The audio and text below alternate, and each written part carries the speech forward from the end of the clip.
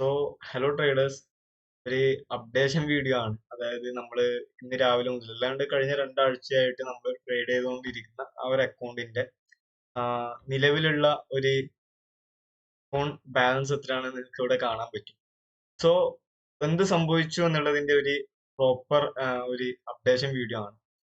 Because കുറച്ച് നേരത്തെ ഒരു ഹാഫ് ആൻ അവർ മുമ്പ് എനിക്കൊരു ഓപ്പർച്യൂണിറ്റി ഈ പറഞ്ഞ ഗോൾഡിന്റെ അകത്ത് ഞാൻ കണ്ടു. ആ ഒരു ട്രേഡ് ഞാൻ എന്ത് ചെയ്തു, എന്റെ സിസ്റ്റം പ്രകാരം അല്ലാന്നുണ്ടെങ്കിൽ സെറ്റപ്പ് പ്രകാരം ഞാൻ ആ ഒരു ട്രേഡ് ഇംപ്ലിമെന്റ് ചെയ്തു. ആ ഒരു ട്രേഡ് ലോജിക്ക് പറഞ്ഞു കഴിഞ്ഞാൽ ഈ പറഞ്ഞ ട്രെൻഡ് ലൈനിന്റെ ഇവിടെ നമ്മളൊരു ട്രെൻഡ് ലൈൻ വരക്കാനുണ്ടെങ്കിൽ ആ ട്രെൻഡ് ലൈനിന്റെ ബ്രേക്ക് ഔട്ടിൽ എൻ്റർ ആയി. അതിൽ ഫസ്റ്റ് ബ്രേക്ക് ഔട്ട് നമ്മൾ അവോയ്ഡ് ചെയ്തു. അത് കഴിഞ്ഞൊരു ലോവർ ലോയിൽ നമ്മൾ എൻ്റർ ചെയ്യായിരുന്നു. സോ ബേസിക്കലി നിങ്ങൾ ലൈവ് കാണുമ്പോൾ നിങ്ങൾക്ക് അറിയാൻ പറ്റും 0.01 ലോട്ട് സൈസ് ആണ് എപ്പോഴും ഞാൻ ട്രേഡ് ചെയ്യുന്ന ഒരു ക്വാണ്ടിറ്റി എന്ന് പറഞ്ഞു കഴിഞ്ഞാൽ. സോ ഈ ഒരു ട്രേഡിൽ ഞാൻ ഇത്തിരി കോൺഫിഡൻസ് അധികമായതുകൊണ്ട് 0.005 ലോട്ട് സൈസിൽ ഞാൻ എന്ത് ചെയ്തു, ഈ ഒരു ട്രേഡ് ഇംപ്ലിമെന്റ് ചെയ്തു.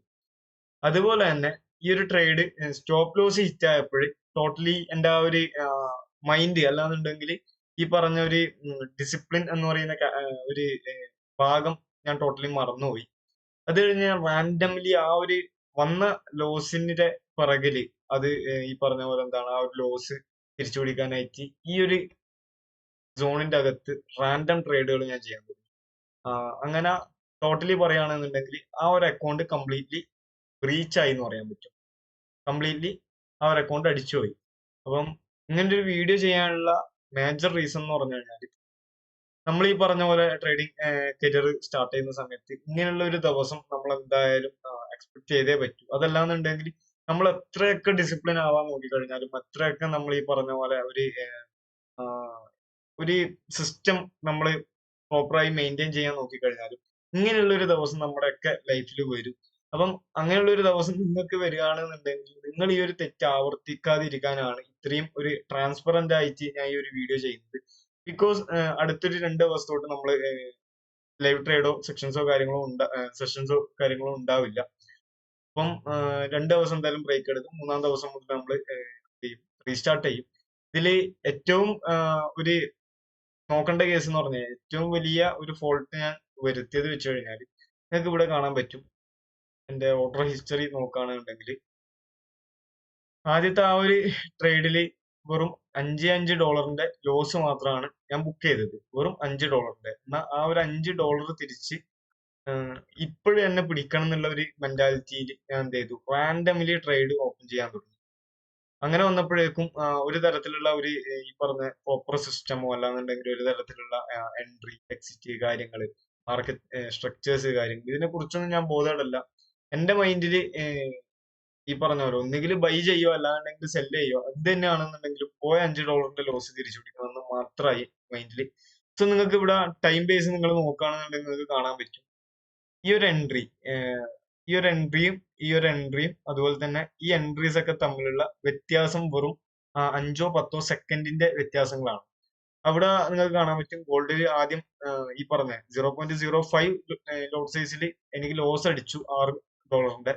അത് കഴിഞ്ഞപാടെ ഞാൻ ലോട്ട് സൈസ് കൂട്ടി 0.2 കൺവേർട്ട് ചെയ്തു. കാര്യം ഒറ്റയടിക്ക് എനിക്ക് ഈ പറഞ്ഞ ലോസ് ഈ പറഞ്ഞ തിരിച്ചു പിടിക്കണം എന്നുള്ള മെന്റാലിറ്റിയിൽ അത് ഞാൻ സെൽ എൻട്രി എടുത്തു. അത് കഴിഞ്ഞ് ഒരു 10 സെക്കൻഡിന്റെ ഗ്യാപ്പിൽ ആ ഒരു എൻട്രി ഞാൻ മാനുവലി ക്ലോസ് ആക്കുന്നു, ബൈ സൈഡിലോട്ട് എൻട്രി എടുക്കുന്നു സെയിം ലോട്ട് സൈസിൽ. അഗെയിൻ ഈ പറഞ്ഞ പോലെ മാർക്കറ്റ് ഓൾറെഡി സൈഡ് വേസ് ആണ് ആ ഒരു റേഞ്ചിൽ.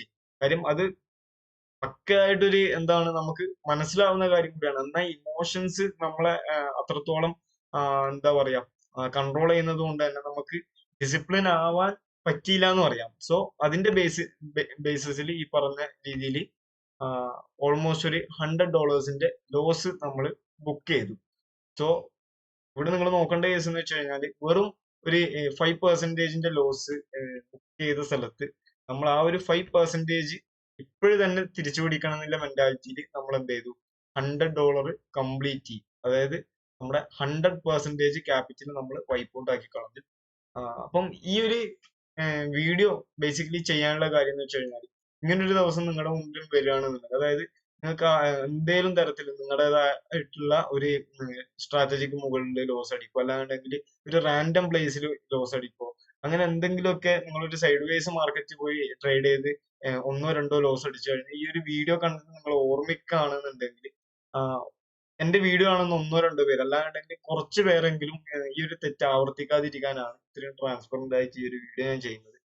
ബിക്കോസ് ആ ഒരു സ്ഥലത്ത് ഈ പറഞ്ഞ $6 ലോസിൽ ഞാൻ ആ ഒരു എൻട്രി അവിടെ നിന്ന് അവോയ്ഡ് ചെയ്യുകയാണെന്നുണ്ടെങ്കിൽ അതിനുശേഷം ഒരു തരത്തിലും ഡിസിപ്ലിൻ ആയിട്ട് ഞാൻ അടുത്തൊരു സെറ്റപ്പിന് വേണ്ടിയോ അല്ലാന്നുണ്ടെങ്കിൽ അടുത്തൊരു ഓപ്പർച്യൂണിറ്റിക്ക് വേണ്ടിയോ ഞാൻ വെയിറ്റ് ചെയ്യുകയാണെന്നുണ്ടെങ്കിൽ ഒരു പക്ഷേ എനിക്ക് ഈ ലോസ് ഇത്രത്തോളം വരില്ലായിരുന്നു. ആ ഒരു ലോസിൽ ഞാൻ ഹാപ്പി ആവുമായിരുന്നു. സോ ബേസിക്കലി ഇപ്പോഴും വന്ന ലോസ് എന്തായാലും ഞാൻ എന്ത് ചെയ്യുന്നുണ്ട്, അക്സെപ്റ്റ് ചെയ്യുന്നുണ്ട്. കാര്യം 100% മാർക്കറ്റിന്റെ ഭാഗത്തുള്ള തെറ്റോ കാര്യങ്ങളോ ഒന്നുമല്ല. മാർക്കറ്റ് കംപ്ലീറ്റ്ലി സൈഡ് വേസ് ആയിരുന്നു. എന്റെ ഭാഗത്തുള്ള തെറ്റ് കാര്യങ്ങൾ മാത്രമാണ്. സോ 2 ദിവസം കഴിഞ്ഞാൽ നമ്മൾ പഴയ പോലെ വീണ്ടും ട്രേഡിംഗ്, ഈ പറഞ്ഞ ലൈവ് ട്രേഡിംഗ് സെക്ഷൻസ് കാര്യങ്ങൾ ചെയ്യുന്നതായിരിക്കും. 2 ദിവസം തൊട്ട് ഒരു ഗ്യാപ്പ് എന്തായാലും എടുക്കാണ്. സോ ഈ ഒരു വീഡിയോ ഇത്രയേ ഉള്ളൂ. വീഡിയോ കണ്ട എല്ലാവർക്കും നന്ദി.